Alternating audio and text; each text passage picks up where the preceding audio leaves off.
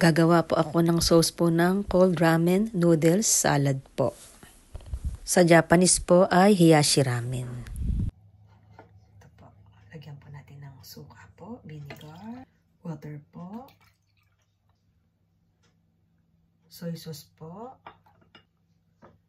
sugar po, tsaka po sesame oil po ito. Haluin po natin. Tikman po natin kung okay na. Sarap po. Ito itlog po. Lagyan po natin ng hondashi po. Open po natin ang ating kalan po. Lagay po tayo ng mantika po. Hinaan po natin ang apoy. Lagay na po natin ang ating itlog po. Ito na po natin.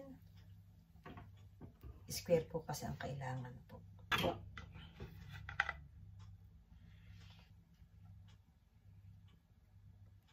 Check po natin ang apoy. Check po natin. Yun, pwede na po. Palamigin lang po natin. Para po kapag hiniwa natin, ano po, hindi po mainit. Hiwain po natin ng ham po. Hiwa-hiwalin po muna natin.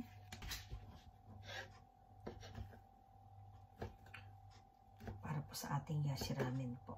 Sa ating cold ramen noodles po. Hinugasan ko na po ito. Ating cucumber po.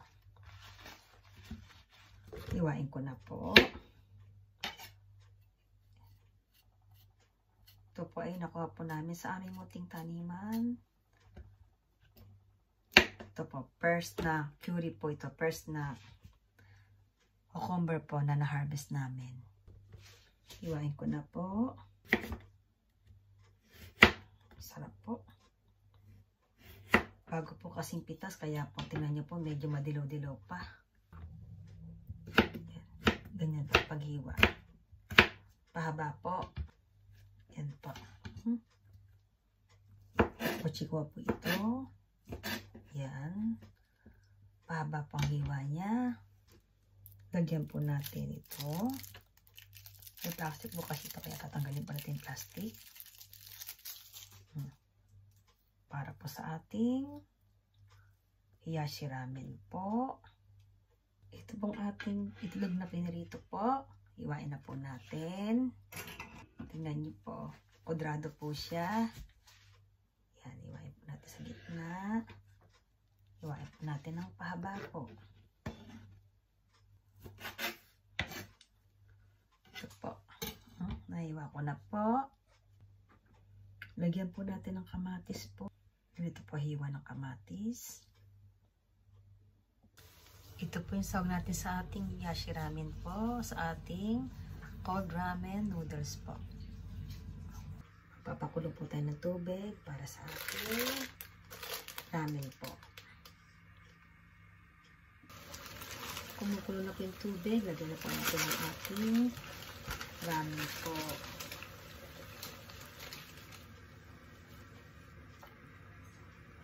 Kailangan ko ako masyadong luto po. Yung pong hindi po malapsa. Medyo matigas lang po kailangan.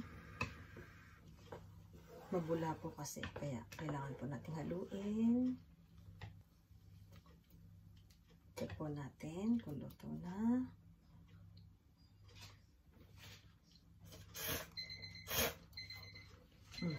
Pwede na po.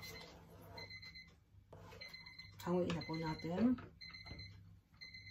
Nag-alarm na po ng 2 minutes po. Ito po, sasalain na po natin. Ito na po yung nilaga ko pong noodles po. Para po sa ating hiyashi ramen po. Lagyan po natin ng sesame oil po.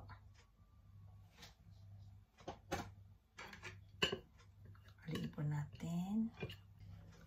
Lagyan na po natin ang ating